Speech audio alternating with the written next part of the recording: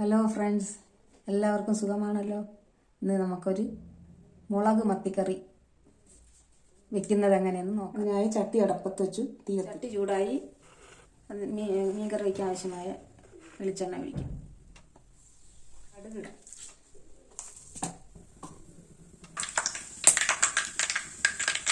കറിവേപ്പില,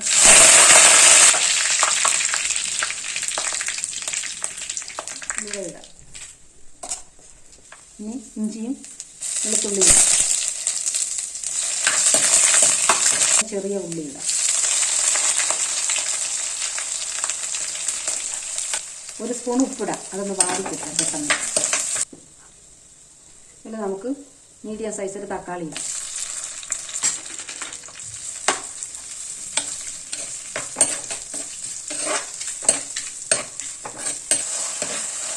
തക്കാളി നല്ലപോലെ വെന്തിട്ടുണ്ട്. ഇനി നമുക്ക് അരച്ച് വെച്ച 2 ടീസ്പൂൺ കാശ്മീരി മുളക് പൊടി, 2 ടീസ്പൂൺ എരിവുള്ള മുളക് പൊടി, 1 ടീസ്പൂൺ മല്ലിപ്പൊടി ഇടാം. ചേർക്കാം.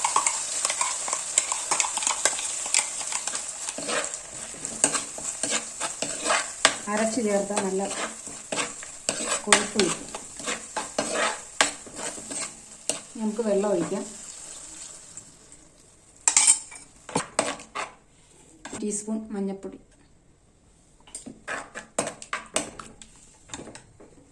കഴുകി വെച്ച് വെള്ളത്തിയിട്ട കുടംപുളി ഒഴിക്കുക.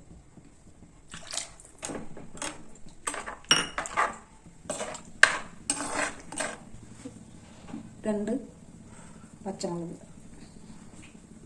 തിളച്ച് വരുന്നുണ്ട്. ഇനി നമുക്കത് മൂടി വയ്ക്കാം.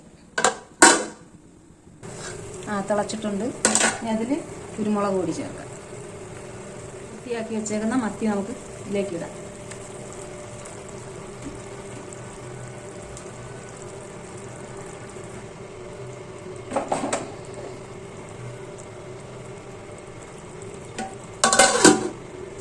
മീൻകറി എന്താന്ന് നോക്കാം.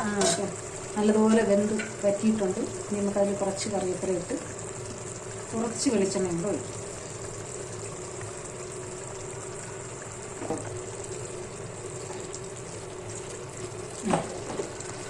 നമുക്ക് കുറച്ച് കൂടെ ഒഴിക്കാം.